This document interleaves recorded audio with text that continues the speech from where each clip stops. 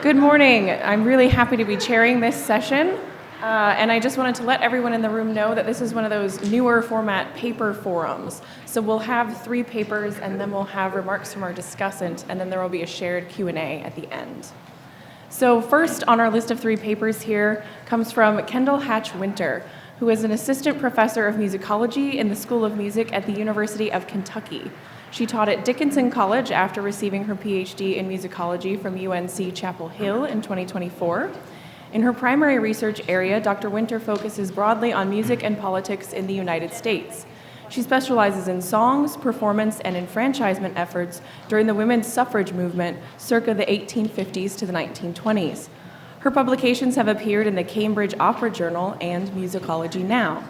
And her paper today is entitled Becoming Miss Grym, Gender, Politics, and Suffragist Impersonation in Vaudeville and Music Halls. Please welcome Dr. Winter.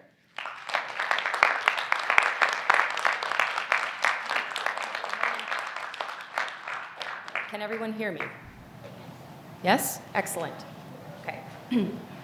For white, middle, and upper-class families in the 19th century, there was a stark public-private dichotomy to life that was rooted in both scientific and religious beliefs. It sorted men and women into so-called separate spheres of influence. Matters of public life, which included politics, law, commerce, and professional careers, fell to men, while women occupied themselves with private domestic matters, such as childcare, religion, and homemaking.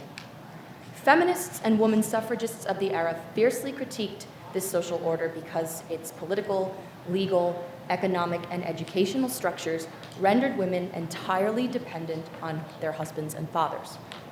Henry Walker's music hall song, Bother the Men, 1869, ventriloquizes what was then mainstream contempt for such radical ideologues through the fictional persona of Miss Grym, a buffoonish caricature of a women's rights advocate.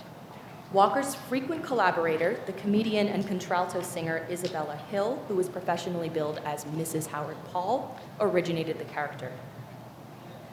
Isabella Paul was a prolific and dynamic performer whose credits cross genres, genders, and even species, having portrayed a cat, a dove, and a horse in her act. Together with her husband, the Pauls headlined internationally touring variety entertainments that they touted as, quote, a clatter of fun, frolic, song, and impersonation. Mrs. Paul's specialty was male impersonation, succinctly defined by Kathleen Casey as a performance in which a biological female, quote, donned the clothes and affected the voice, comportment, and demeanor associated with men. She was widely praised for her convincing portrayals of real singers, including the operatic tenor Sims Reeves and Henry Russell, a baritone. In the world of light opera, Gilbert and Sullivan wrote matronly characters in their back-to-back early successes, The Sorcerer and HMS Pinafore, expressly for her, although she did resign from the latter production before its premiere due to her declining vocal health. Elsewhere in London, she delighted audiences playing trouser roles in burlesques and ballad operas. Especially beloved was her Captain Macheath, a tenor in the Beggar's Opera, which a dispatch to the New York Times called, quote, droll and vivacious. What can Miss Grym, brought to life by the versatile Mrs. Howard Paul, tell us about gender norms and performativity both on and off the stage in the late 1860s? Citing her documented vocal and physical range and with reference to scholarship on gender and cross-dressing in 19th century theater, I explore the possibilities for Paul's embodiment of Miss Grym beyond the characterization visually and sonically suggested in Henry Walker's sheet music. Her performative choices, which might have changed depending on when and where she was performing, would determine whether Miss Grym was a highly transgressive or entirely farcical persona with a more or less masculinized or feminized voice and bearing. I argue that such flexible renderings of Miss Grym afforded Paul both artistic freedom and political cover during a tumultuous period in both the US and UK when long-standing gender norms were rapidly and radically destabilizing. Miss Grym entered Isabella Hill's deep roster of fictional personas and impersonations during the Pauls' 1869 London residency and their subsequent international tour. Sheet music was available in both countries, but only the British sheet music featured the full-color illustration of Paul, costumed as Miss Grym that you saw on an earlier slide. This image, I'll note, circulated widely in other formats long after the tour ended, and you can see two of those here. Miss Grym is fashionably, if conservatively dressed, for a middle-class, middle-aged woman of the time, but of particular note are the character's countenance and accessories: scowling face, pince-nez, oversized feathered bonnet, umbrella, and gloves. Like the short-lived American bloomer costume of the preceding decade, this ensemble acts as an outward signifier of the wearer's beliefs. Across several cultural histories of 19th century women's fashion, all of which are informed by Judith Butler's scholarship on gender performativity, scholars Jennifer Craik, Gail Fisher, and Tessa Boas have observed powerful connections between clothing, accessories, and women's political expression. Although detractors ridiculed and exaggerated the plumage, the pants, and other things that women's rights advocates were wearing, the dress code donned by Miss Grym was so widespread and enduring that even 50 years later, it provided sufficient cover for British ladies of the peerage to attend suffrage meetings in disguise without fear of being recognized and causing a scandal. At the time of the song's publication, 1869, red was already being established as the color of anti-suffragism, and its prominence in Miss Grym's skirt and the rosettes on her capelet betray the lampooning nature of the song. According to historian Lisa Tetreault, by the mid-19th century, the American women's rights movement was, quote, inextricably bound up with the economic and business dimensions of the Lyceum, or the lecture circuit. And Miss Grym's lecture, which was also advertised on the sheet music, was surely a send-up of that. One review of a performance in Birmingham, England, commented that the character's address on the rights of women appeared to be the chief feature of the evening, adding that audiences were in a continual roar of laughter all the time this remarkably droll and ludicrous performance was being given. And that word droll is there again. A mock lecture was ideally suited to the then standard structure of character work in variety theater, in which performers used both song and patter speech to embody a character. The namesake of Patter's songs and a precursor to stand-up comedy, Patter speech, quote, connotes a lightness, rhythm, and speed, while its relationship to meaning and articulation is ambivalent, and that's according to theater historian Louise Wingrove. In some cases, these patter texts have survived as part of the musical record. For example, in Speak to My Wife, 1881, the singer daydreams about the leisure he'll enjoy when his wife becomes the breadwinner. Therein, 4 spoken asides function as a kind of pre-chorus to each refrain. Some other songs that Henry Walker composed for the Pauls did reproduce their patter dialogue within the sheet music, but not Bother the Men, confounding any efforts to ascertain whether or where patter was interpolated during performances. The Birmingham Performance Review, at least, tells us that patter speech existed entirely outside of the music, with the reviewer telling us that the lecture was followed by a song. Whether in fact or in appearances only, patterers aimed for their speech to sound unrehearsed and unscripted. Extemporizing, Mrs. Howard Paul might have tailored each lecture with remarks on current and local news concerning women's rights in each city she toured, thereby fostering a bespoke rapport with every audience. She might have recited from the latest pamphlet or feminist newspaper, or riffed on a recent real feminist lecture there. What is certain is that Paul's vocal performance reflected prevailing views of women's rights advocates as a noisy nuisance, with one critic observing that she, quote, screams as well as sings. Henry Walker's music for Bother the Men invites just such a shrewish and shrill interpretation of Miss Grym. The full range of the melody is from C4 to E5, but most of its pitches outline the dominant tonic fourth between G4 and C5 in the key of C major. C major. Sustained high tessitura passages, notably the middle couplet of each verse built around repetitions of C5, are by nature demanding for contralto voices whose typical range encompasses F3 to D5. Although the recording you'll hear is by a soprano, an alto and comedian like Mrs. Howard Paul surely would have exaggerated the strain in her voice for comic effect, perhaps by adopting a too far forward vocal placement, resulting in a harsh nasal tone. Couple the song's high register with unrelenting eighth notes at a fast tempo and redundant instructions for an impatient vocal delivery, and the result is a breathless, whining, and inherently humorous patter song befitting the popular stereotype of a frenzied feminist. In each refrain, repetitions of the titular rallying cry interrupt what is otherwise a single thought, highlighted in red. And if you open the lyrics, it's probably easier to see that there. But such disorganized speech is meant to signify the underlying irrationality of Miss Grym's ideas. The tempo taken in this recording by my former Dickinson College colleagues is significantly slower than the allegro moderato specified in the score. But by foregoing speed, Lisa was able to healthfully overperform the melody while keeping the text intelligible, which, despite what Gilbert and Sullivan say about patter and Ruddigore, the text really does matter here. Matter. Thank you, I love a joke in the morning.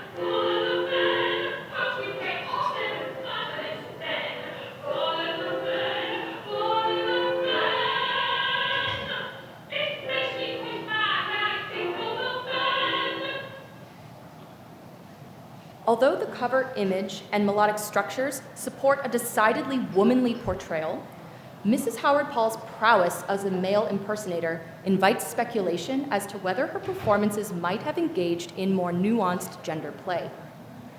With a low register cited by contemporaries as astonishing, she easily could have performed sections or the entirety of Bother the Men down the octave, giving the song an entirely different, although still humorous impact. For several years already, Paul had been performing a one-woman duet for characters called Mr. and Mrs. Double Dot, in which she dazzled audiences with her vocal and physical agility. Rather than reading such a performance of Miss Grym as doubly masqueraded, by which I mean a woman playing a man playing a woman, a deeper-voiced Miss Grym would have stoked audiences' fascination with another emergent stereotype, that of the masculine woman, a category strongly associated with women who defied long-standing feminine norms of dress, marriage, employment, and more. To many people, such behavior was as baffling as it was transgressive, so they rationalized feminists' aspirations for an independent public existence as stemming from a deeper desire to become men. This belief threatened to disrupt the Victorian era's strictly binary constructions of gender and further stoked fears that men would subsequently effeminate. Coining the term sexual inverts, medical experts in the fledgling field of sexology pathologized women who adopted men's clothes, who desired other women, or who, to quote from one turn-of-the-century medical treatise, were simply possessed of masculine ideas of independence. Historian George Chauncey has argued emphatically that medical literature on sexual inversion was a response to particular changes in and challenges to the Victorian sex-gender system, such as the women's movement and the growing visibility of urban male gay subcultures. And that reflected a much broader cultural uneasiness with and antipathy to these challenges. It is no small coincidence that around this same time, feminists and suffragists were adopting the more positively skewed and decidedly gender-reaffirming moniker of the new woman. Sexual inversion is a concept frequently referenced in scholarship by Elaine Aston, Kathleen Casey, and Gillian Roger on the surging markets for late 19th century theatrical cross-dressing and both male and female impersonation. These authors have meaningfully expanded what we know about the on- and off-stage lives of specific practitioners, when, how, and to what ends impersonators implicated other aspects of identity, such as race and class, into their characters, and the composition of and reception by audiences who attended these performances. Significantly for this research, all of the authors describe how the theater authorized modes of cross-gender play, exploration, and critique that were taboo in any other real-world context.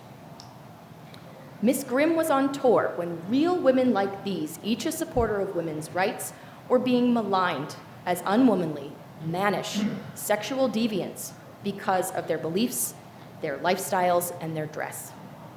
That fact, coupled with Mrs. Howard Paul's success as a male impersonator, makes it unwise to presume that Walker's sheet music could tell the whole sonic or visual story of every performance. For one reviewer, Miss Grym's ideas are what make her, quote, one of the grimmest specimens of womankind. And those ideas remain fixed in the lyrics, irrespective of any changes to the character's costume, comportment, and voice. To quote Gillian Rodger, variety was a commercial business, and 1869 was an opportune time to introduce a woman's rights character. On both sides of the Atlantic, calls to expand and protect women's rights to education, employment, financial and material independence, and enfranchisement were becoming louder and more widespread. Women in both countries were petitioning their governments in writing and in person to intercede. Elected officials such as John Stuart Mill, Samuel Pomeroy, and Samuel Wood took bold, though largely unsuccessful, legislative steps in response. When they were excluded from new laws that ensconced voting rights for poor and working class men and men of color, middle and upper class white women established suffrage organizations. All the while, women's rights advocates were preached and published their ideas, although they were still very much in the minority. In a given performance, it would have behooved Mrs. Paul to adopt the characterization of Miss Grym most likely to have wide agreement with her predominantly working class audiences. According to Gillian Rodger, such agreement depended on two things. In the first place, ambiguous songs, and in the second, quote, performers adept at quickly reading their audience and molding their act to play to audience's sympathies. Undoubtedly, there were listeners who laughed at Miss Grym and her harebrained schemes, but there may well have been others hoping to enjoy the last laugh with her when those schemes would become reality. As I've argued, Mrs. Howard Paul had a range of vocal and physical techniques that could twist the song and character to satisfy either opinion or both simultaneously. Contrasted with the expected sincerity of lecture halls and even street corner soapboxes, music halls where she performed were ambiguous, fantastical spaces with, to quote Louise Wingrove, conspiratorial potential, especially for women entertainers who could speak their minds without breaking social conventions. So I ask, did the offstage Mrs. Howard Paul, did Isabella really want to bother the men? Right now, I don't have the evidence to say one way or the other, but that might not matter. Matter. Thank you.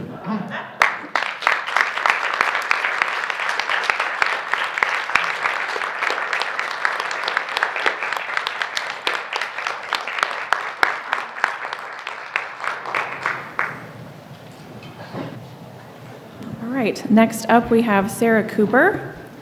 Sarah is a PhD researcher based at the University of Bristol, UK, where they work across popular music, trans plus studies, and drag performance. Their project explores how trans-coded musical performance in queer spaces affects both individual and collective transness at drag shows in Bristol. They take a queer ethnographic approach and center trans plus voices and experiences from within the community. This includes participant observation, semi-structured interviews, and artistic collaboration. Sarah completes analysis of pop and dance tracks arising in their fieldwork exploring trans-coded musical structures and the role they play. Their PhD studies follow a BA in music from Bristol and a Master of Philosophy in Music from the University of Cambridge. Please welcome Sarah Cooper.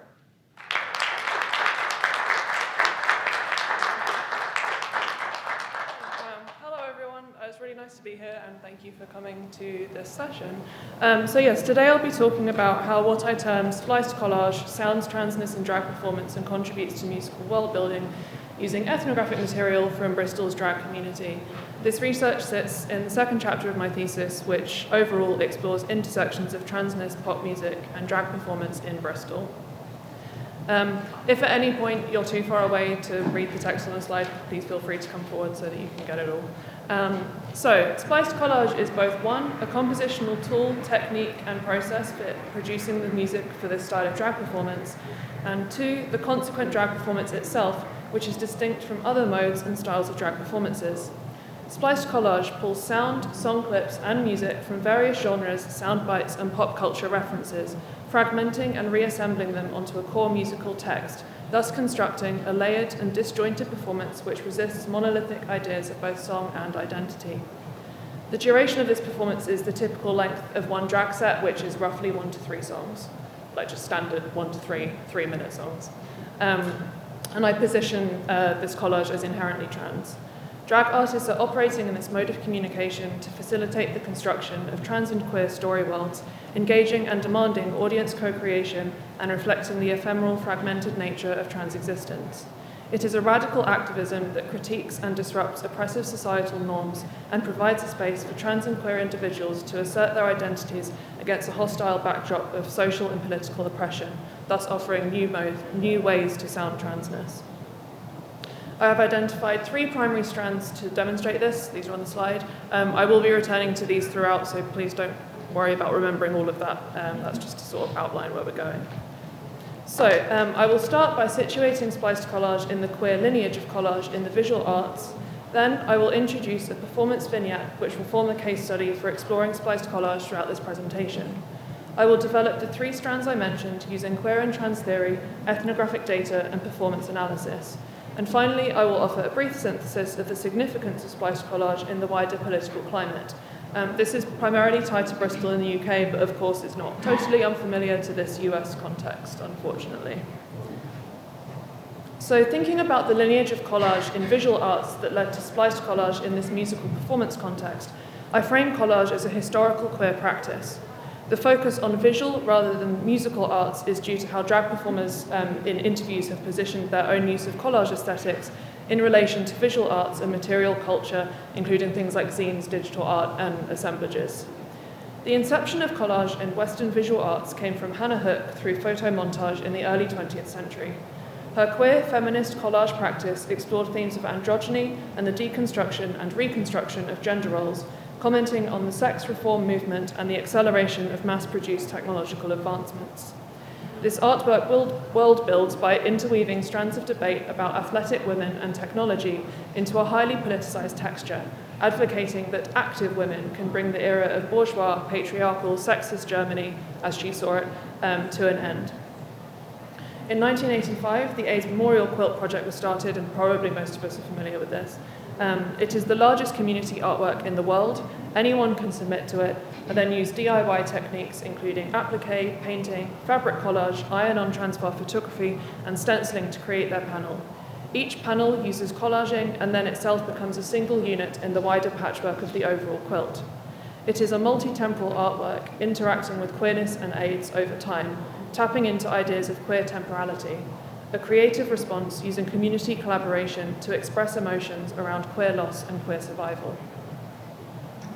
Collage as queer practice in the past 10 to 15 years has tended more towards subversion and violence. Queer zine culture is a good example of this. Resonant with Munoz's theory of disidentification, where the marginalized use subversion of dominant cultural scripts to create a liminal space which is never fully assimilated to these cultural scripts but neither completely rejects them. Ideas of defamiliarization after Victor Shklovsky also run through zine culture. Tactics of cut and paste vandalism and graphic imagery centralize queer pain to estrange readers from sanitized, palatable versions of queerness. This combination of disidentification and defamiliarization in zine culture protects and mediates the vulnerable aspects of queer identity through transformative violence and externalized trauma to create a figurative buffer zone. Spliced collage sits in the genealogy of the queer collage practices discussed. Issues of material fragmentation, DIY aesthetics, and community collaboration have historically served as methods of resistance, survival, and creativity. By connecting these traditions to ideas of queer temporality, disidentification, and defamiliarization, I frame Spliced collage as a process and performance method that extends these traditions into explicitly trans forms of world building in drag performance, with a focus on subversion and play. These are the three strands again, and this is drag king Dionysus Slane, whose performance with his drag partner Izzy Oke we will use as the case study for the rest of the presentation. So to the vignette. I invite you, if you would like to close or cover your eyes, if that would help you sort of get a mental picture of the vignette. Maybe we can try and invoke some sort of incredibly long-distance, time-bending parasocial relationship. Okay, so the venue is a converted old bank over 2 floors. The lower floor contains a raised stage, a large space with seated and standing capacity, and a drinks bar at the back. The upper floor is a mezzanine level looking down over the audience and stage with seating and standing capacity. The decor is plush red and the furnishings are wooden. The performance began in the corner of the upper mezzanine with the song Talk by Hosier playing. Izzy was leading Dionysus. They were connected by red thread representing a blood connection going from the fingers of the gloves of Izzy in front to the fingers and simulated exposed intestines of Dionysus behind. Izzy was lip-syncing, whilst Dionysus was not. Dionysus was in pain and distress, pulling anguished expressions under a lavishly painted face. Izzy, however, showed no emotion. Izzy was quite aggressively and with seemingly no spatial regard dragging Dionysus around. They walked at a funereal pace round the mezzanine and down the stairs before freezing as a pre-recorded monologue cut in for the first time. Izzy looked up to the ceiling, unmoving, whilst Dionysus lip-synced to the recording of himself. Talk, the song by Hosier, then cut across this recording, and they resumed the pattern they began with, moving down the stairs, round the back of the audience, and up onto the stage. Between the stairs and the stage, the monologue and talk continued to interrupt each other, with the sonic exchange continuing in increasingly short intervals until they entered the stage. At this point, we hear How Can I Keep From Singing by Reverend Kristen Michael Hayter for the first time, with Izzy lip-syncing to the words of the song and Dionysus lip-syncing to the sounds of speaking in tongues underneath the song. The walking and dragging pattern continued, becoming physically more expansive and jerkier as time progressed. The monologue continued to cut in and out with this song as it did with Talk. Due to the multiple sonic sources within How Can I Keep From Singing occurring simultaneously, I think it likely that only audience members who already knew the song would identify it as one song rather than 3 different clips spliced together. I myself did not know the song and thought that it was 3 different clips as I was watching the performance. As the act reached its climax, the pre-recorded monologue cut in and out at increasing rate and volume, and sounds of crying and wailing from Hayter speaking in tongues became more prominent in the mix. In all this time, the physical performance of walking one behind the other, pulling at the red thread, emotionless leader Izzy and anguished Dionysus remained the same, tapping into the Orpheus and Eurydice myth of Orpheus leading Eurydice out of the underworld, having used his musical powers to convince Hades to release her on the condition that he cannot turn around to look at her. Suddenly, the sound cut out, seemingly at odds with the visual performance. Dionysus and Izzy walked briskly off stage with their heads bowed as if something had gone wrong. It wasn't clear that the act had ended, and applause was delayed and then very tentative. So, to strand 1. The compositional process emphasizes DIY culture and is an act of resistance that has both destabilizing and community-building effects. This is often representative of what it is to exist as trans. I'm just going to focus on destabilizing for today. Based on interview material, what is on the slide is a standardized compositional process that you see in use. We have disidentification through the assemblage of a music mix that does not conform to the dominant cultural form of a song, but also does not fully reject the dominant cultural form, as songs are recognizable within the mix. We have participatory critical engagement facilitated through defamiliarization. These performances demand more than just spectatorship, as in typical drag lip-sync performance. The auditory fragmentation distorts the sonic sources and destabilizes audience expectation of the performance of gender, leaving space for collective reflection and guided co-creation of meaning. The quote on the slide is Izzy speaking about enacting these ideas in the vignette. These mismatches ran throughout the vignette. The voices we were hearing, Hosier, Dionysus, Hater's singing voice, and Hater's speaking in tongues voice were not mapping onto the bodies we were seeing. And because there were multiple voices, the defamiliarization of this troubling of gender was exaggerated. To strand 2. The eclectic selection and volume of sonic references in a performance speaks to the fact that as queer and trans people, when we are growing up and looking for representation, we often reach to the peripheries of culture to find it, existing in the liminal and ephemeral. This results in a patchwork of reference points that aren't necessarily particularly cohesive, but somehow work and have meaning to the individual. Even when some or all of the individual spliced tracks aren't known to audience members, the patchwork and sensory overload of different media types, music genres, aesthetics, and the multi-temporality of it all resonates with us because it's tapping into an experience that we recognise. Mess and play become a trans methodology in drag. One interview, Yu-Gi-Oh, great drag name, characterised this as the fantasy. Shared codes of subcultural literacy within the queer and trans community enable the collaborative recognition or partial recognition of sonic sources in spliced collage. In the vignette, these are pronounced through the planes of mediation between sonic sources and how they are rendered. There was a sensory overload through the 5 sources and the high number of cuts in each of these sources, tapping into notions of liminality, play, body horror, mythology, and a monster freak narrative. The planes of mediation between sonic sources were varied. There are parallels between the myth narration and the Hosier song, and between How Can I Keep From Singing and the wailing sounds. There are also parallels between Hater's singing voice and the wailing voice. This performance encourages a move toward understanding planes of mediation, thus enabling a mapping of the significance of rhizomatic, that is non-hierarchical, ontologies. Audience members who get these references experience belonging through both individual and mutual decoding. Misunderstanding or partial recognition can also produce moments of queer dissonance or reinterpretation, which can be contextualized through Jack Halberstam's ideas of low theory and queer failure. Halberstam argues that queer culture can resist heteronormative and capitalist ideas of success through reclaiming and staging failure and amateurism. I argue that the misunderstanding or partial recognition of the highly referential patchwork of far-flung cultural references aligns with these ideas. In this non-normative performance mode, drag performers are staging a refusal to perform legibly within the conventions of recognition present in typical lip sync. Trans drag performers embody and represent a trans way of being and of loving through this failure. Dionysus encapsulated how failure is woven into his performance through intentional ambiguity, productive uncertainty, and indeterminate co-creation. He refuses fixed meaning. He puts no pressure on the audience to get it right, and he invites the audience to participate in constructing meaning. This mode of engagement fails to dictate meaning.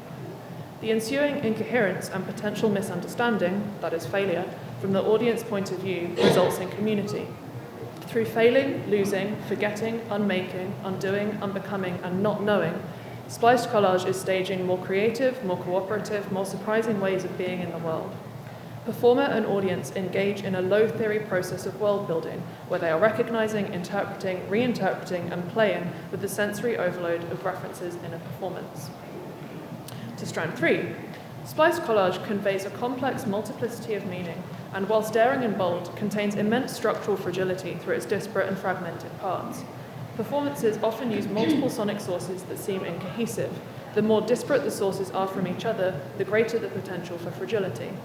The gaps and the cracks, so the sort of like discontinuity, rupture, and juxtaposition between sources, both mechanically in the seaming of material and across media or genre, create space for audience self-insertion, whether or not consciously designed by the performer.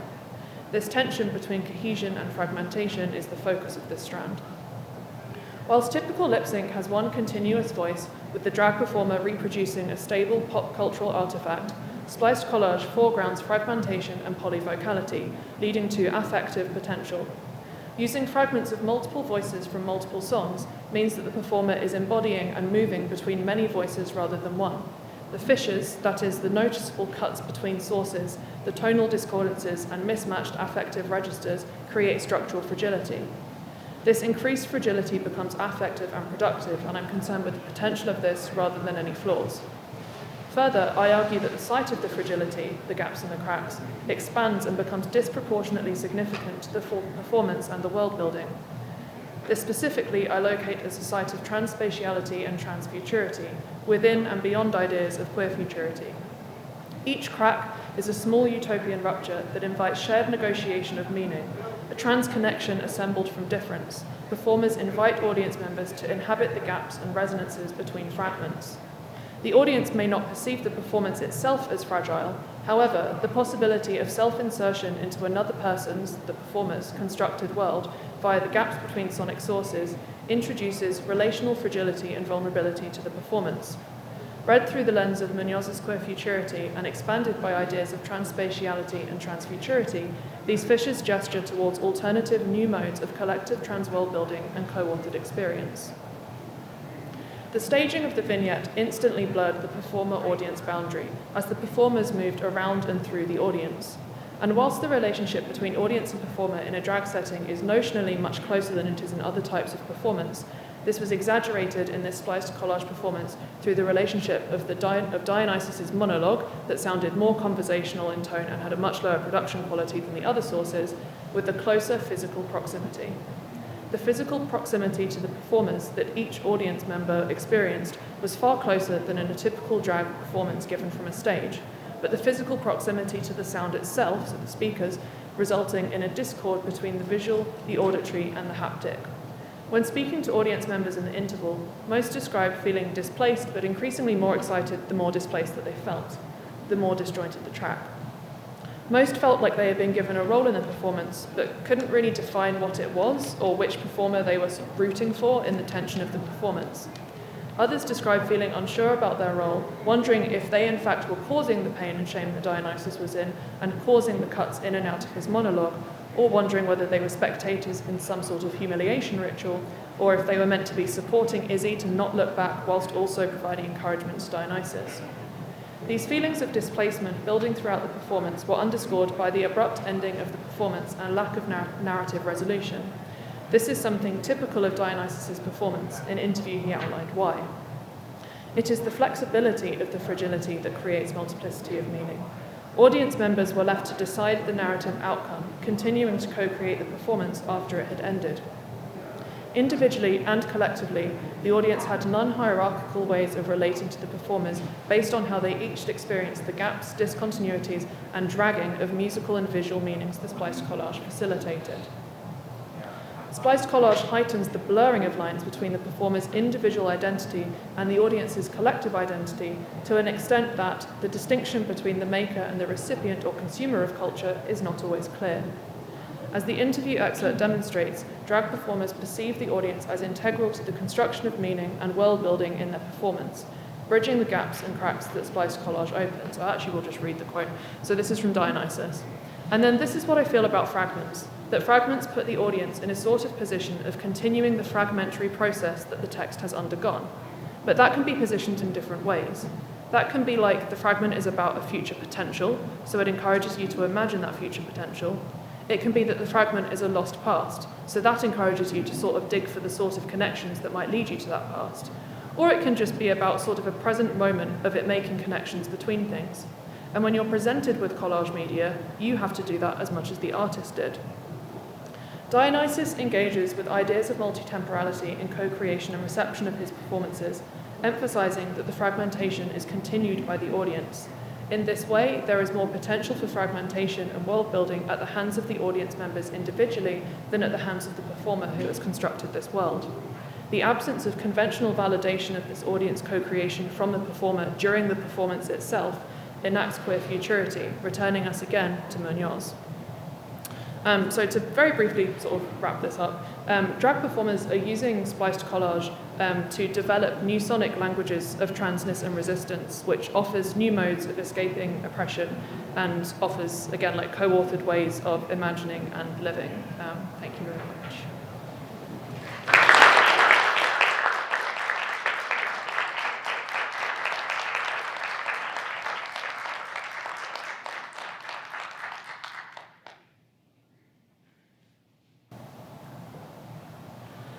Right, so third on our panel today, we have Morgan Bates, PhD candidate and Coda Robles Fellow. Morgan Bates is a musicologist, trumpeter, and educator at UCLA.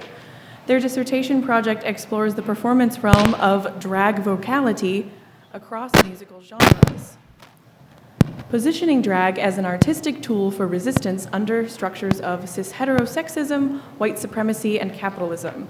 They have presented their work at an array of conferences, including the AMS, the Society for American Music, IASPM, the US, and Music and the Moving Image annual gatherings. Outside of their musicological studies, Morgan serves as lead trumpet teaching artist for LA Philharmonic's Youth Orchestra Los Angeles, or YOLA, at their Heart of Los Angeles teaching site.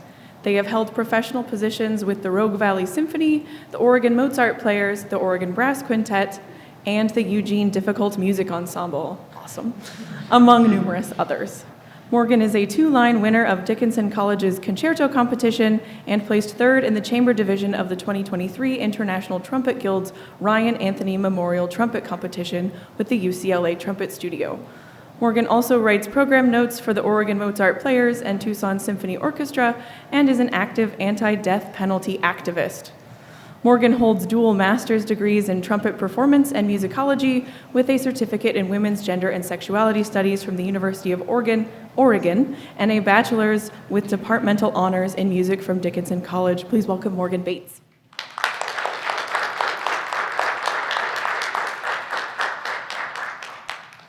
Good morning, everybody. And before I start, I just want to let everybody know that I have captions going just to create some ease for this audiovisual experience. This also yields some very interesting things that the captions come up with.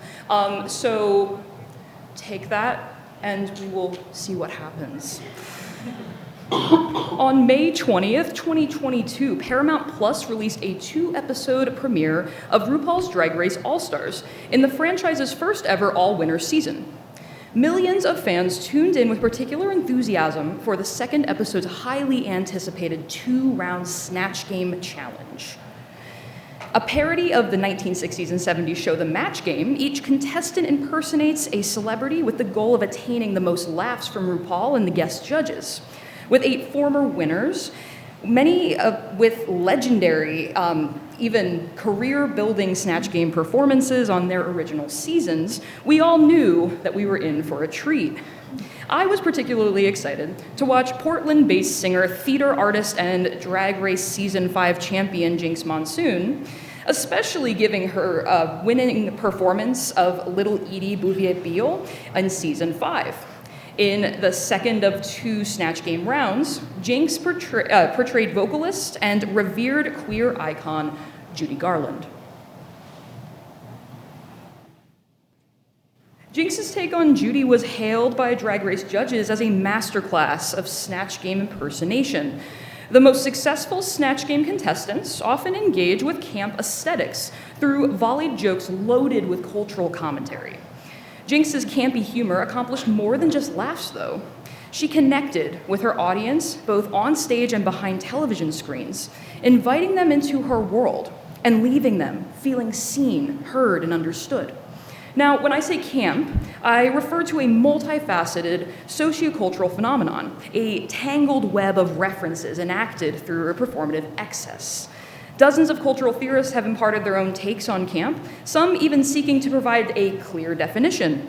On an epistemological level, however, camp occupies sticky terrain. Efforts to fully understand camp often reduce, even eliminate, camp's uniquely and profoundly queer origins and sites of relationality within a cis-heterosexist society. Further, most theories of camp neglect its liminal nature. Camp as a social force destabilizes our orientations and presumptions of knowability altogether.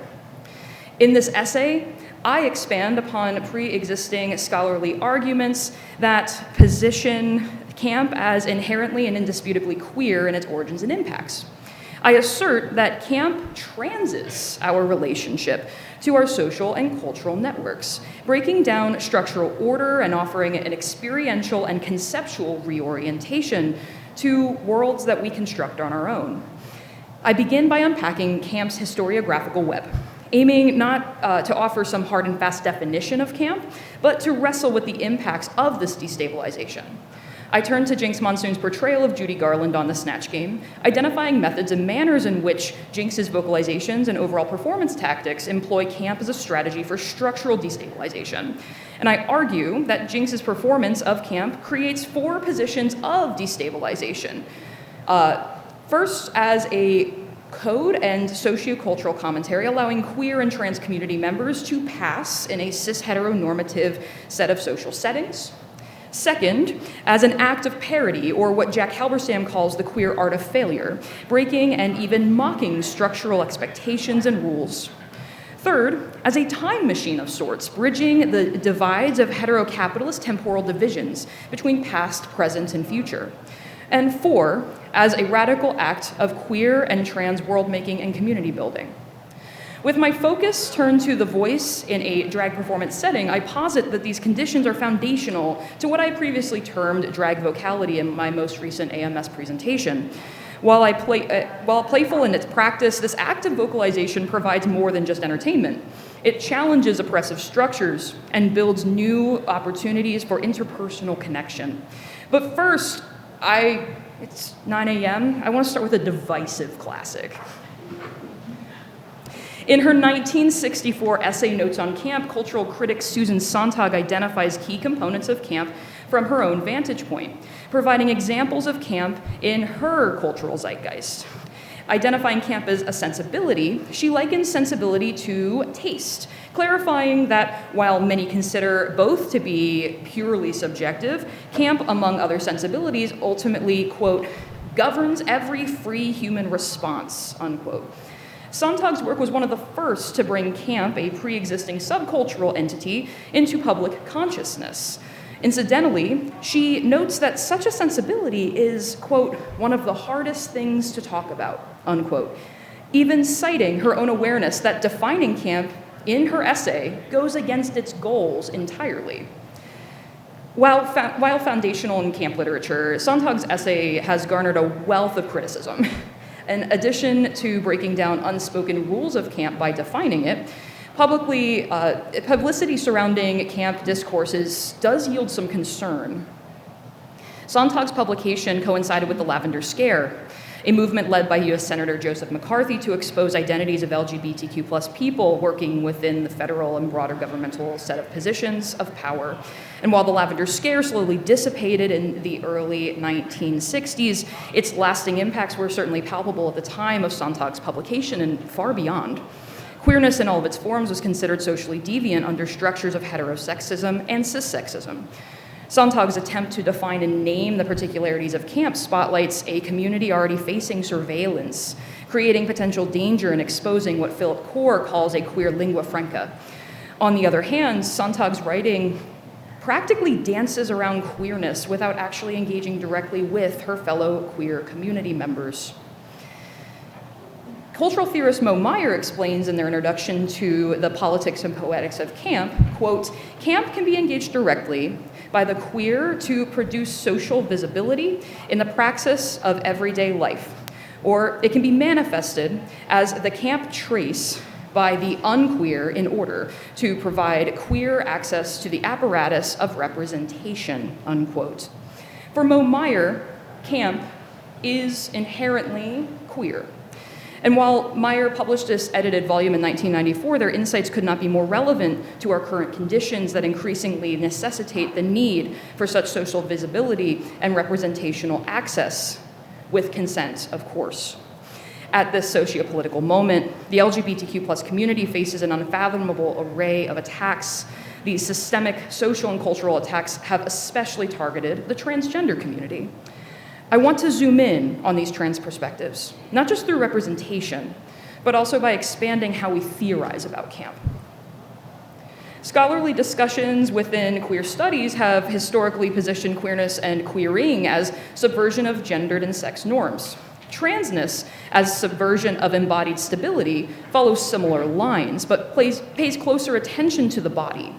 Susan Stryker brings these points into conversation with the intertwined nature of soma, the body as a culturally intelligible construct, and techne, the social positioning of bodies. Further, she clarifies that this intervention, quote, helps correct an all too common critical failure to recognize the body not as one already constituted object of knowledge among others, but rather as the contingent ground of all of our knowledge and all of our knowing, unquote. In other words, bodies are unstable entities, malleable, impermanent, and vulnerable, just like the social construction of gender, race, and ability, among others. Pursuits of categorizing and naming, of affixing labels to bodies, finds roots in colonial imperialists, white supremacists, and patriarchal models. Echoing Michel Foucault, those with power and capital do whatever necessary to make these categories seem stable, even innate and immovable. These maneuvers hold material consequences, however, forcing violence upon enfleshed, subjugated bodies. Musicological and anthropological scholarship over the past 2 decades has spotlit the voice as a material entity. With voicing positioned as an act of embodiment, similar concerns for categorization processes reemerge. As Nina Eidsheim argues in The Race of Sound, listening and listeners harbor an entrained desire to categorize, name, and know these voices, to ascribe what she calls a figure of sound. As a product of the body, however, the voice cannot be fully known to listeners. Yet, when we ascribe a figure of sound, we do it based on the gendered structures under which we exist. Drag, as an exercise of camp and play, encourages audience members to sit with the unknown and unknowable. Voicing drag brings the layer of multisensory engagement, instability as well, to the table, creating a mismatch of expectation versus reality. As Alec McIntyre discusses in his 2017 dissertation, and numerous others have commented upon. The lack of clear answers thus complicates Eidsheim's question, but also just recontextualizes it. We are left to turn within and deconstruct these categorization structures within which we typically operate, but in this way through the lens of gender. Camp assists with this process, creating new sites for meaning-making, reorientation of sorts. Sarah Ahmed explains that this phenomenon in queer phenomenology, and she writes, quote, queer phenomenology perhaps might start by redirecting our attention towards different objects, those that are less proximate or even those that deviate or are deviant, unquote. A vocal performance of camp, in turn, offers both an opportunity to embrace this deviance that Ahmed spotlights and reclaim power through the embodied voice. Drag vocality, or the social lives of voices performing within the realm of drag, relies upon these instabilities, acts of play, and reorientations, wherever they might lead audience members. I now want to return to Jinx's own use of camp in her Snatch Game performance. As a white trans femme drag artist, actress, and singer, Jinx's own presence and her sweeping success in the Maxi Challenge and all-winter season marks a significant moment of representation and excellence for the trans community. At the time of this Snatch Game performance, Jinx identified as gender fluid or gender ambiguous, citing that she, quote, never had the vocabulary to explain it to herself, unquote. The transness of her performance, however, should be understood beyond mere representation. Jinx's incorporation of camp and live vocal impersonation breaks down expectations for the Snatch Game entirely, in a multiplicity of manners, even recalibrating the game completely. Throughout the remainder of this presentation, I identify some of these sites of destabilization and a closer hearing of Jinx's Snatch Game impersonation as Judy Garland. First, we might turn to Jinx's choice celebrity as an engagement with queer coding traditions. Scott Long and numerous others within the realm of camp theory notes that camp acts as a system of signs and a, quote, private language for some who intuit that public language has gone wrong, unquote. Incidentally, Garland herself stands as a sign and symbol within the queer community. Oh, sorry, wrong Dorothy. In the mid-20th century, queer community members, specifically queer men, employed the phrase friend of Dorothy to secretly identify with their queerness in a public space. Dorothy alludes to Garland's role in the 1939 film The Wizard of Oz. This relational tie stems from Garland's social and parasocial role within and for the queer community. During her lifetime, Garland held numerous close relationships, including marriages with queer men. In many ways, as Judith Pereno argues in Listening to the Sirens, Garland serves as a sign herself. Pereno argues that Garland's allure to the queer community, particularly queer men, might be understood as symbolic of the closet. Garland's vibrant personality out on stage completely contrasted from her tumultuous life off stage. As Pereno notes, quote, "The real Judy was the one on the stage singing about her life, while the offstage Judy was barely living," unquote. Jinx's characterization spotlights Garland's significance to the LGBTQ+ community, especially by leaning into Garland's iconic vocal performance practices. Notably, after answering one of RuPaul's Snatch Game questions, Jinx, as Judy, breaks the fourth wall, pulling out a microphone and offers up a song. She unexpectedly sings not one of her usual numbers, but instead the RuPaul house hit "Don't Be Jealous of My Boogie," while she uses a Judy-inspired cabaret-style vibrato. For reference, I'll first play a short clip of RuPaul's original track. Don't be jealous of my boogie, don't be jealous of my boogie. You say that you are not, but I always see you looking. Don't be jealous of my boogie, don't be jealous of my boogie. You say that you are not, but I always see you looking. And here we have Jinx's take on the melody in a completely altered style. Notice the physicality here, how she continuously wraps the microphone cord around her arm while singing. I should note that "That Was Good, Judy" is the choice vocal stim of my household.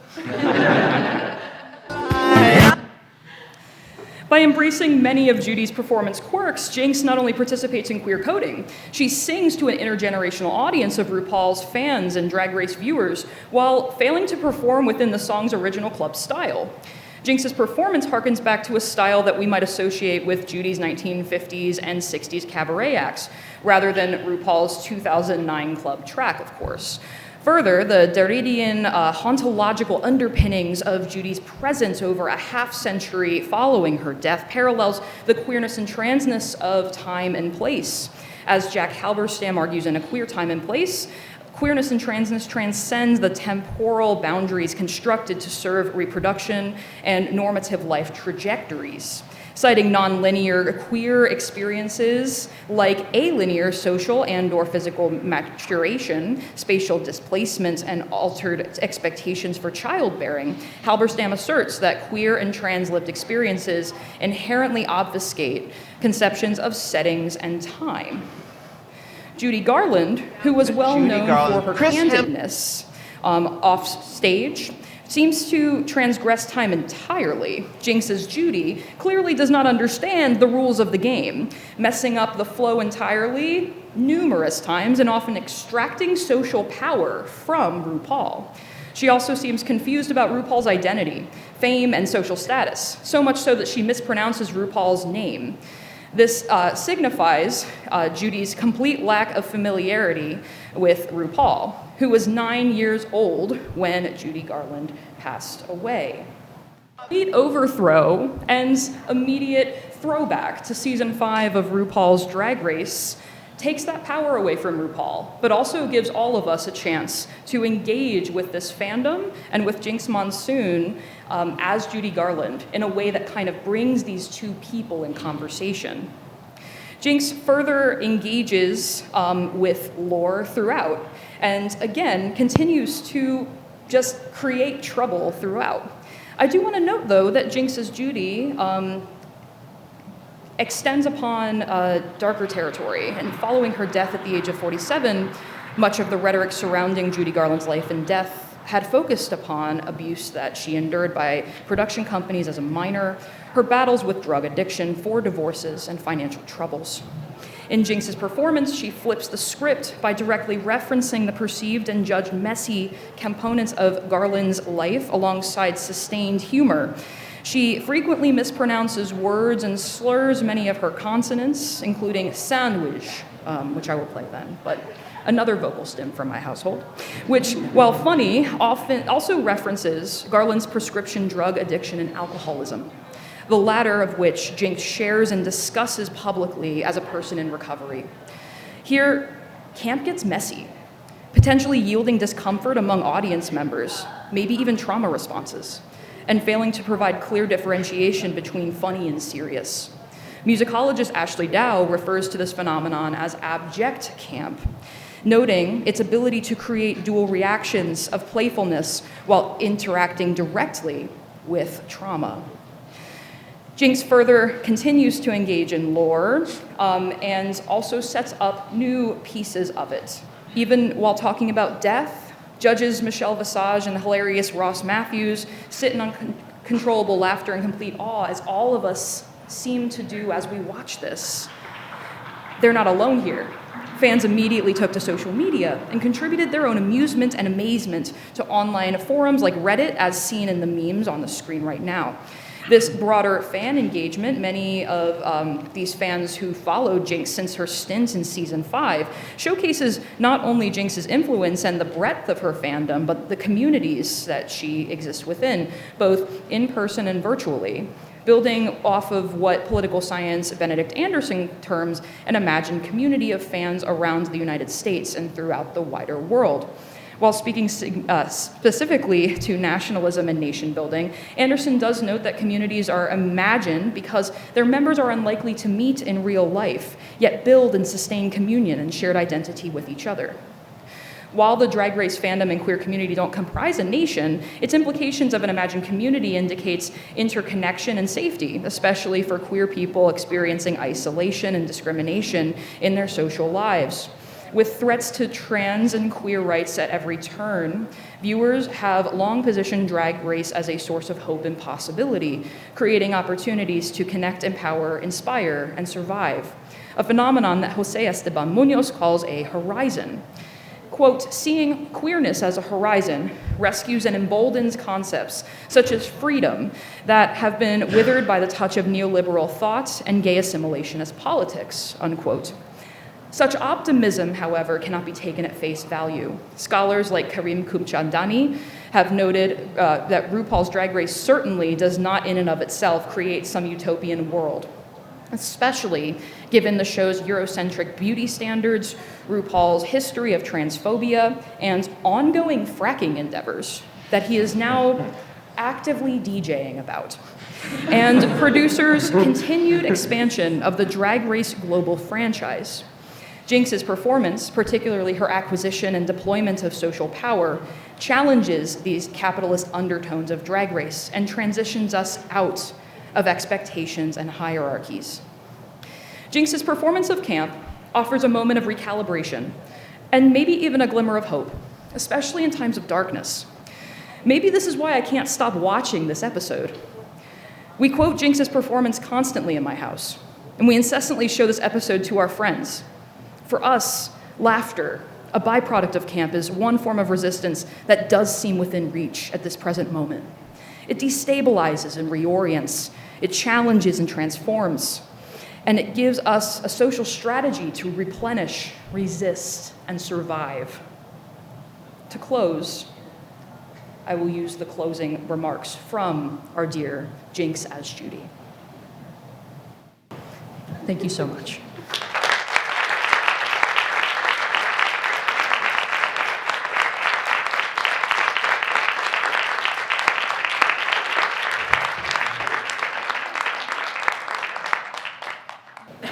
Following these 3 outstanding papers, our discussant, Daniele Shlomit Sofer, comes to us from the University of Dayton, where they are assistant professor of music theory and music technology and coordinator of the music technology area. Hello, everyone. Try to speak louder.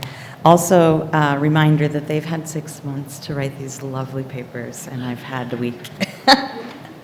But I was super, super excited to be invited to come and discuss everybody's work here. and really eager to read these papers. And I was first just impressed by the breadth of analysis in each of the papers, and especially by the number of varied and wide-ranging sources that are relevant to several disciplines. There's just a lot here. And I know the amount of rigor and intense investigation that these kinds of inquiries require, owing in large part to our constant struggle with the queer archive, the main problem being that individual and state violence has often prohibited us from even having a stable archive. So notable in this collection of presentations is the range of even what can constitute as gender, while offering many differing definitions of drag in relation to performance, impersonation, feminism, and transition. Kendall Hatch Winter delves into a peculiar instance of male impersonation in the mid-19th century. This fascinating analysis sets up the usual method for analyzing gender in performance as either the reinforcement of normative gender assumptions or their opposition. Often, historically oriented gendered analysis leans on assumptions about criteria that define this supposed norm without actually spelling out any criteria explicitly. Winter instead provides criteria of the expected dress, mannerisms, language, and even inflection of women at the time, narrowing the fashion to the decade to demonstrate how the performer Isabella Hill, aka Mrs. Howard Paul, constitutes gender not as a binary with rigid edges, say according to the actress's biological sex assigned at birth, but as a series of signs that, when presented alongside one another, point to a particular understanding of gender, specifically masculine womanhood. Contrary to the performer's other characters, operatic tenor Sims Reeves or baritone Henry Russell, Winter's analysis turns to the mask-presenting feminist Miss Grym, whose platform of feminist empowerment had no conclusive effects on audiences. Winter's assessment is that while the Miss Grym character used the platform to express progressive sentiments, what the audience did with such transgressions is not entirely notable. Whether the values espoused by Miss Grym can be attributed to Mrs. Paul, or even if the audience takes on any of the ideas on board, it depends on how the audience understands the performer's positionality. Such acts, suggests Winter, succeed precisely because they reinforce the existing beliefs of each viewer, regardless of the performer intentions. As Winter concludes, gender bending in vaudeville succeeded as performance so long as political messaging, so clearly entangled with socialized gender cues, remains ambiguous and open to individual interpretation. Comparable to the reception and popularity of blackface minstrelsy at the time, as explored respectively by Pamela Levy and Matthew D. Morrison, audiences would tolerate gender bending as any nonconformity if presented as a mask, no pun intended, a mask that could be questioned or removed after the fact, so long as the speaker's positionality remained unanchored to any particular faction. Sarah Cooper's paper asserts that competing styles, even ideologies, are characteristic of drag performance, such complexity being a marker of the genre's style. Like the cut-up language of Yoko Ono, William Burroughs, or Gil Scott-Heron, drag is an art form rooted in scraps. Fragments of music, sound, voice, image, video, costume, a gesture, even the palpable silence of hesitation, coalesce into a single performance. Typical of drag, the performer is expected to embody an unstable identity, to shift and morph outwardly in real time with the music. We do not know the typical performance stylings of Dionysus Slane or drag partner Izzy OK, but we do not expect to, as the marker of a good drag performer is in this metamorphosis. In Cooper's paper, we find ourselves entangled in the oppositionality of object-subject orientations, isochronous temporalities colliding as the performers act opposite to the emotions queued up in multiple songs from the dark corners of a nightclub. Drag's transitional attitude is similarly the focus of Morgan Bates. Before definitions, Bates invites us first to be open to the possibilities of what is knowable, hinting, perhaps, we have not yet exhausted what is possible for gender expression. Jinx is a performer on RuPaul's Drag Race whose performance in the Snatch game takes the form of juxtapositions of genre and temporality that are so extreme they shift the format of drag entirely by surprising and delighting even the most conversant in the genre. Bates declares that there exists a definition of camp that's, quote, unquestionably queer and even a trans communication strategy at its core. As Bates continues, in its recoding of multiple overlapping and colliding cues, quote, camp leaves audiences laughing, but feeling seen and heard by the character on display. So if, as Bates declares, there exists a definition of camp that is necessarily queer, is drag necessarily queer? And are there minimum criteria to mark something as drag? Reflexively, I have this resistance. I'm like, drag is whatever you want it to be. But does gender matter? What are the hard edges here? And to answer this is my first question. I have another question. But the first question is, I hope that you'll go through and speak to gender in each of your projects. Is there something that in the context of your respective subjects, Jinx, Miss Grym, Dionysus Slane, that is clearly gender, but isn't obvious as such to us today or as a strict contrast between chromosomes? All three of our speakers today find audience expectations at play in how gender is constructed within performance. And yet, audiences across the board seem ambivalent at best. For Bates, quote, much like the concern for definitions of camp, our theorizations about the human voice frequently adhere to pre-formulated constructions of what we expect to hear, end quote. These positions all interrogate reactions to gender, but more than this, react to such reactions, illuminating how musicological discourses can skew history, even at times bend and mold subjects according to the very rigidities artists sought to subdue. Since when we speak of audiences, we of course speak also of ourselves. As Bates explains, the Snatch game is a contest of impersonation with the goal of attaining the most laughs from RuPaul and the guest judges. The very format of performance may well shift if we consider the intended audience as experts in the field, RuPaul et al., for example. When we encounter queer art, the very materialities of our discipline require us to enact otherwise, contrary to that artwork's momentum. If we take a position from the norm, presumably we then assume an equal but opposite abnormal as queers. Yet if it were that simple, queer theory would probably dominate the profession.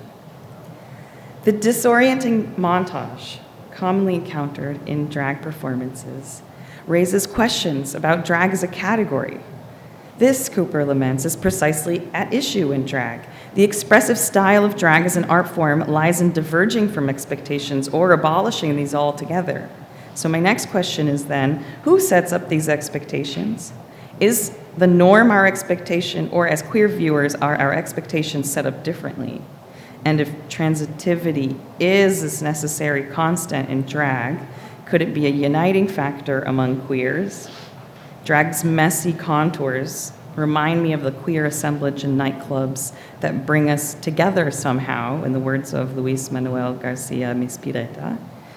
This we, to quote Garcia, this we that is not yet there, in parentheses, but maybe could be. If we scholars cannot imagine and live obfuscation, bricolage, the cut-up method, we risk ironing out the creases that make these practices what they are. And as Bates reminds us finally, Sontag's famous essay on camp omits the lived experience of gays in an investigation of a concept so central to our identity. Or is it? Is the very act of defining and rationalizing queer culture a contradiction in terms, a futile ambition, failure, so on?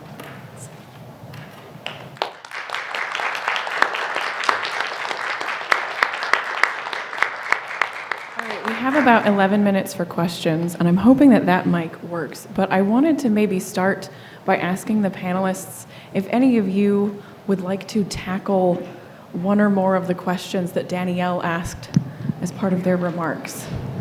That opportunity first. Okay, so for me, the question that kind of is setting up my own thought processes here is this question that Dr. Sofer posits about expectations and who sets these up. And I really think that the thing I really enjoy about drag is I can go with my wife, who has a very different set of lived experiences, friends who have very different sets of lived experiences. I've even taken my mom to drag brunches, and we all come out with really different takeaways. So the expectations are maybe not as preset as we think that they are, but are set up by the social surroundings and also the privileges and positionalities that we hold and how we are judging and, I'll say again, naming the bodies that we hear, if that is a process we're engaging with, which I would argue most of us are doing actively, very much going off of Nina Eidesheim's book, The Race of Sound. At the same time, I think that we're in a really interesting era where this kind of corporatization of drag through RuPaul's Drag Race, and to some extent the Boulet brothers, but it's a lot of RuPaul. We have expectations set up by television shows, by a convention that happens sometimes, not even regularly, but that costs hundreds of dollars to attend. And ultimately, who sets up expectations? Usually the fans do, and individuals who are performing are mistreated, being paid very low amounts in tips. So what I yearn for is a conversation about these bodies that are performing labor, and the expectations maybe being ones that revolve around consent and the needs of the performers. That more conversational element, I think, could really transform this art form in a way that I'm not currently seeing as much as I would like to. And being in LA, I'm seeing even more than I ever thought I would. Yeah, I totally agree with Morgan. I think, like, just to give an example of a way that like commercialized standard is playing out in like a local setting. Bristol, for those that don't know, is in the southwest of England. It's not a huge city. It's not as big as London or Manchester, but it's also not a small city. It's a very alternative kind of city. It's got a very activist history. When people were pulling statues down of colonial figures, like Bristol was one of the first and main cities within the UK to do that. And we sometimes get queens from RuPaul coming through and performing, but it's not a hugely commercial city, so mostly it is like community, more grassroots drag scene. When we do get RuPaul girls coming through, I've actually stopped going to those shows because the behavior of people really irritates me. So for example, we had Jimbo, Canadian drag queen, come through and play like one of the only mainstream queer venue in Bristol. It's called the Queen Shilling. And I was standing amongst people, and people were sort of commenting things like, oh, that it's like the makeup's so bad, like you can see like where the wig joins the face, you can see this, you can see that, the shadows are appalling. And it's just because we're so used to seeing, like we have really easy access to RuPaul's Drag Race, and you don't see a lot of the work that goes into producing the visual aesthetics of that. So there's this standard that in some ways is being really raised, but also then not respected by audience members. And like speaking on the consent thing, the amount of people who were just like touching Jimbo as Jimbo was like moving around is just like wildly crazy. By contrast, the more like grassroots drag scenes that I'm more active in, consent is a really big part of that. And at the beginning of each show, usually like the head of the drag house will like kind of come on stage and effectively give some guidelines for people that may be new to the space, or reiterate them for people that, just to reiterate them, it's good practice. And so there's a much more like community-based approach to even interacting with drag performers during the shows. So yeah, I just wanted to like add that as sort of like an example of something that of what Morgan's saying like has manifested within my own experience. Thank you for those of you who stuck around for the entirety of this session, too. I know that's always a hard thing to do. Danielle, I loved your question about not just expectations, but I want to pick up on what you said about expertise among audiences, because what I think is so important about the performance of Miss Grym, who was for those of you who joined us later, my paper was on a a caricature of a women's rights advocate, which required no audience expertise in order to enjoy it because it was a satire, right? It really reduces the ideology of women's rights and feminism down to a couple of talking points and a couple of glosses of how those women behaved in their spaces, in their lectures, and I want to gesture to the 21st century use of camp, but I don't want to say camp and retroactively apply that back into the 19th century. But yeah, lampooning is probably a better term for what was going on there, which could welcome a wider audience in because it required no expertise in order to enjoy it as a send-up. Yeah, thanks.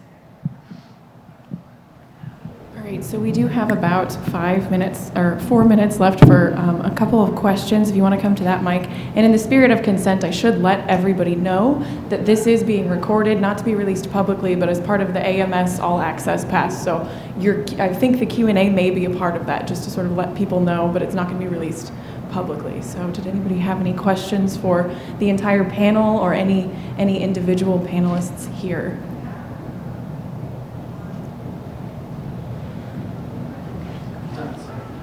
Maybe announce where you're coming from. Hi, Devin Carter, Shaw University. I have a question for Dr. Winter about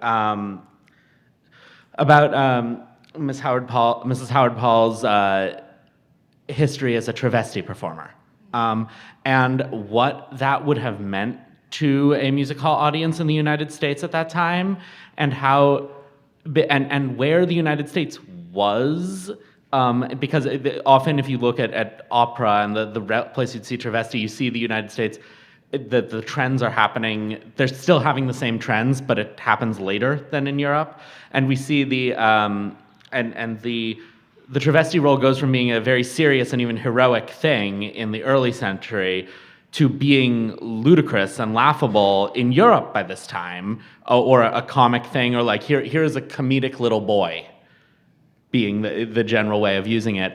And so I was wondering which set of those expectations is being activated, or like what combination of them, and how does that contribute to the Miss Grym character in the sense of like, I know that this actress does male roles, and what that would mean, especially I know that this actress does male roles with the fancy opera company when they come through town.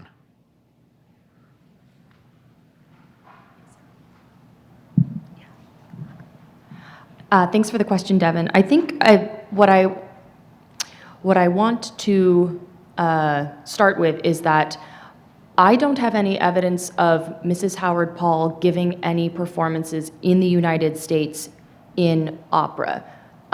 She performed her operatic roles in the UK. So her husband, who she traveled with as part of the variety theater troupe, he was an American, she was British. So when she was performing these operatic roles, and light opera and the burlesques and ballad operas, those were only happening in the UK. Every appearance she did in the US was in the variety touring group that she and her husband did in the US. So I don't know, I wouldn't swear to the American audiences knowing her as a performer who would have appeared in those roles, the travesti roles that you talked about, in their own country.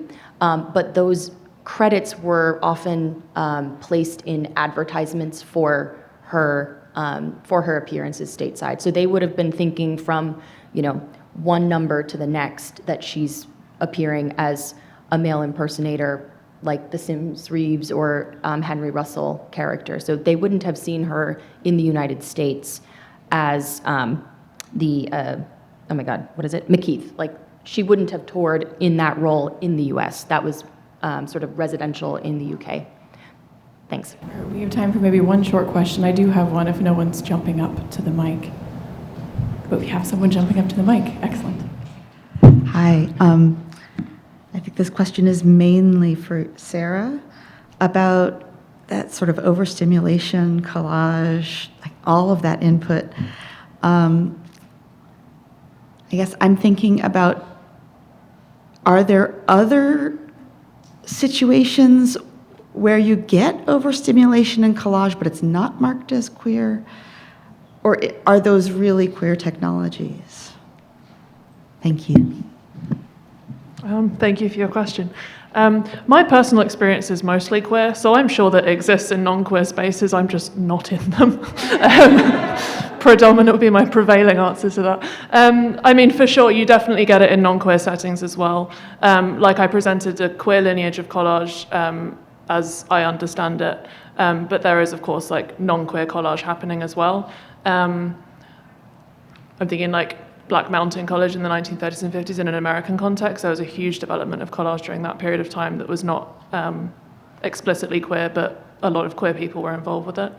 The overstimulation, that came up in interview with drag performers, multiple drag performers who also have ADHD or are on the autistic spectrum, and it kind of, there's such a high crossover of people with neurodiverse people and queerness, and especially transness, that actually that experience is becoming, I think, increasingly transcoded in performance contexts.